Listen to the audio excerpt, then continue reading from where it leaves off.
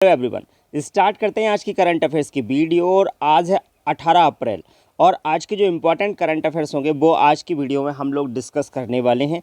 अगर आपको इसकी पीडीएफ चाहिए तो पीडीएफ के लिए आप डिस्क्रिप्शन में दी हुई लिंक पर क्लिक करके टेलीग्राम चैनल ज्वाइन करिए और वहाँ से आपको इसकी पीडीएफ मिल जाएगी।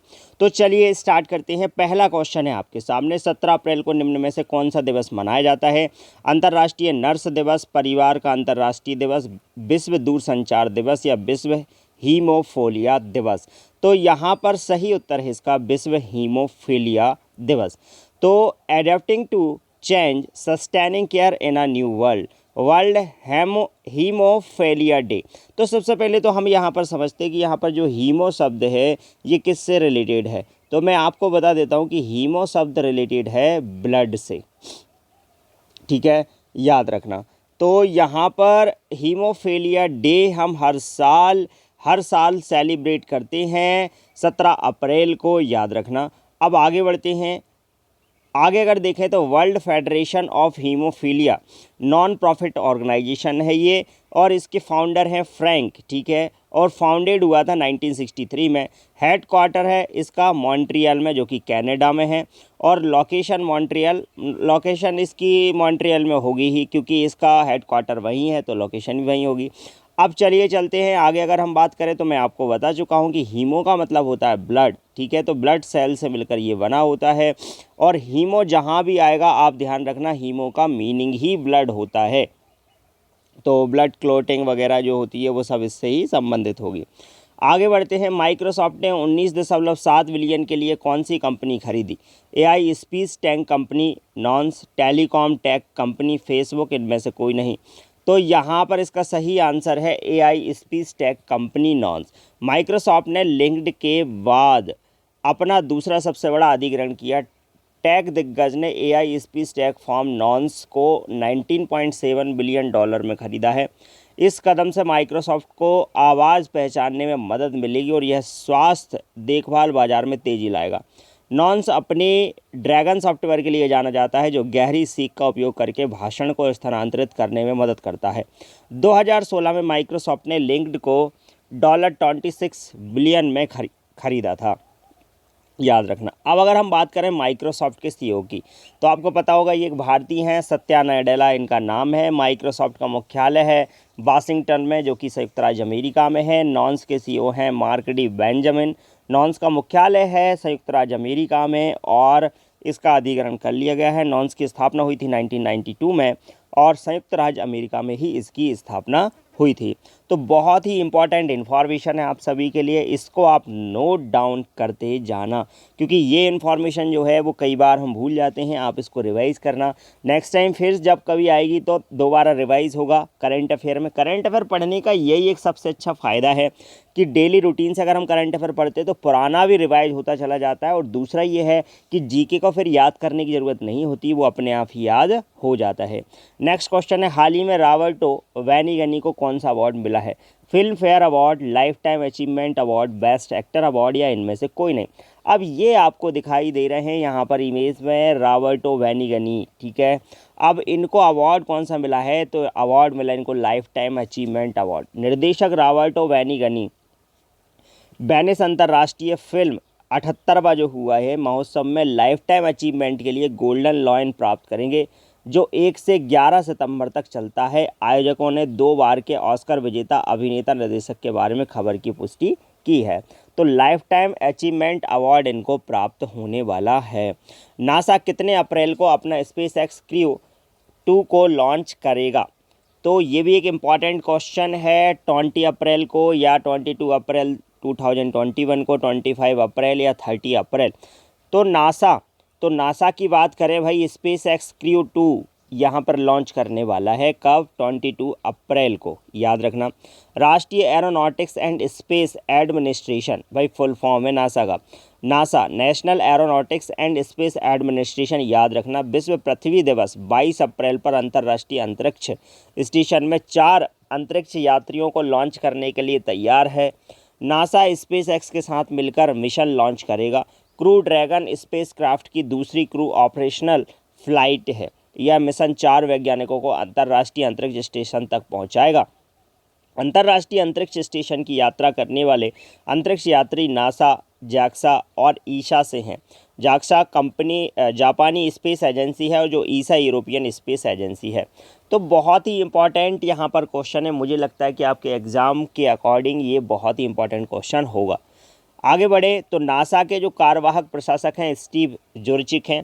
नासा का मुख्यालय वाशिंगटन डीसी में संयुक्त राज्य अमेरिका में है। नासा की स्थापना हुई थी 1 अक्टूबर 1958 को और स्पेस एक्स संस्थापक और सीईओ इलॉन मस्क हैं, याद रखना। यहाँ पर स्पेस एक्स के जो संस्थापक हैं और सीईओ हैं वो इलॉन मस्क हैं। स्पेस एक्स की स्थापना 2002 में हुई थी। स्पेस एक्स का मुख्यालय कैलिफोर्निया संयुक्त राज्य अमेरिका में है। तो आगे बढ़ते हैं। 17 अप्रैल को किस महान भारतीय व्यक्ति की देहांत जयंती मनाई जाती है? सर्वपल्ली राधाकृष्णन, जवाहरलाल नेहरू, राजेंद्र प्रसाद या बाबा भीमराव अंबेडकर। तो हर साल 17 अप्रैल को हम जयंती मनाते हैं डॉक्टर सर्वपल्ली राधाकृष्णन जी की। अब हम बात कर लेते हैं इनके बारे में। तो सर्वपल्ली राधाकृष्णन जी की अगर हम बात करें तो ये हमारे भारत देश के दूसरे राष्ट्रपति हैं, दूसरे राष्ट्रपति, ठीक है, प्रेसिडेंट ऑफ इंडिया रहे हैं और पहले ये उपराष्ट्रपति रहे हैं, ठीक है। इम्पॉर्टेंट बात है, याद रखना। और इसके अलावा अगर हम बात करें तो सबसे पहले भारत रत्न प्राप्त करने वाले व्यक्ति हैं। सबसे पहले भारत रत्न प्राप्त करने वाले व्यक्ति हैं। कब मिला था? तो ये मिला था 1954 में, जो कि अगर हम बात करें भारत का सबसे बड़ा अवार्ड है। अगर ये मिल गया तो आप समझ जाइए कि इन्होंने कुछ महत्वपूर्ण भूमिका निभाई होगी एजुकेशन के क्षेत्र में, ठीक है। तो यहाँ पर डॉक्टर सर्वपल्ली राधाकृष्णन जी की जयंती हम मनाते हैं और 1954 में भारत रत्न मिला था। उपराष्ट्रपति थे पहले और भारत के दूसरे राष्ट्रपति रहे हैं। अब आगे बढ़ते हैं। ये हैं सर्वपल्ली राधाकृष्णन जी। इनका जन्म हुआ था 1888 में 5 सितंबर को और 17 अप्रैल 1975 को इनकी मृत्यु हो गई थी, याद रखना। अब आगे बढ़ते हैं। हाल ही में निम्नलिखित में से किस देश ने अंटार्कटिका के लिए 40वां वैज्ञानिक अभियान की वापसी की घोषणा की है? तो चीन, भारत, श्रीलंका, बांग्लादेश। तो यहाँ पर अंटार्कटिका के लिए 40वां वैज्ञानिक अभियान की वापसी की घोषणा की है, तो वो देश है, उसका नाम है भारत, याद रखना। आगे बढ़ें। हाल ही में निम्नलिखित में से किस नदी पर रोपैक्स जोटी परियोजना को शुरू किया गया है? ब्रह्मपुत्र, गोदावरी, धामरा, चेनाब। तो यहाँ पर सही उत्तर है इसका धामरा, ठीक है। आगे बढ़ते हैं। तो ये है, आपको दिख रही होगी धामरा नदी। हाल ही में पर्यटन मंत्रालय भारत सरकार ने निम्नलिखित में से किस ऑनलाइन ट्रैवल कंपनी के साथ समझौता ज्ञापन पर हस्ताक्षर किए हैं? तो यहाँ पर ministry of tourism, government of India, ठीक है, मैक माई ट्रिप या ट्रेवल गुरु या फिर गैविबो या क्लियर ट्रिप और इजी माई ट्रिप। तो करेक्ट आंसर है इसका यहाँ पर आपका मिनिस्ट्री ऑफ टूरिज्म की अगर अपन बात करें यहाँ पर, तो यहाँ पर इसके ऑफिस होल्डर है प्रहलाद सिंह पटेल, ठीक है। फाउंडेड हुआ था 1967 में और हेड क्वार्टर है न्यू दिल्ली में और इंडिया के अधीन ये काम करता है, मिनिस्ट्री और टूरिज्म, ठीक है। और यहाँ पर जो करेक्ट उत्तर है इसका वो है क्लियर ट्रिप और इजी माई ट्रिप, याद रखना, बहुत ही इंपॉर्टेंट क्वेश्चन है। अब अगर हम आगे बढ़ें तो यहाँ पर अगला क्वेश्चन है, निम्नलिखित में से किसने राष्ट्रीय स्टार्टअप सलाहकार परिषद की बैठक की अध्यक्षता की है? हरदीप सिंह पुरी, पीयूष गोयल, निर्मला सीतारमण, अनुराग ठाकुर। तो सही उत्तर है इसका पीयूष गोयल। ये जानते होंगे आप, पीयूष गोयल हैं, ये हमारे मंत्री हैं। बात करें इनके बारे में, ट्रेड मिनिस्टर हैं पीयूष गोयल। और इसके अलावा फर्स्ट मीटिंग है ये इनकी नेशनल स्टार्टअप एडवाइजरी काउंसिल को भी ये संभालते हैं। Build a strong ecosystem for nurturing innovation and startups in the country. भाई ट्रेड मिनिस्टर है तो सीधी सी बात है, कहीं ना कहीं यहाँ पर ये स्ट्रॉन्ग इकोसिस्टम बनाना चाहते हैं जिससे कि इनोवेशन हो और स्टार्टअप्स जो हैं बिजनेस में वो बढ़ें, ठीक है, इसलिए काम कर रहे हैं। तो पीयूष गोयल जी आपको यहाँ पर ये दिखाई दे रहे हैं। नेक्स्ट क्वेश्चन है, 16 अप्रैल को निम्नलिखित में से किस विश्व प्रसिद्ध महान हास्य कलाकार का जन्मदिन मनाया जाता है? तो चार्ली चैपलिन, रॉबिन विलियम्स या रॉडने डैंजरफील्ड या जेराल्डिन चैपलिन।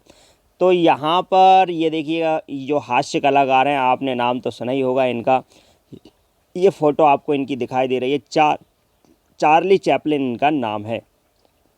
तो इनका एक मशहूर स्टेटमेंट है, मेरा दर्द किसी के हंसने की वजह हो सकता है पर मेरी हंसी कभी भी किसी के दर्द की वजह नहीं हो सकती। तो एक बहुत ही बड़ी बात है।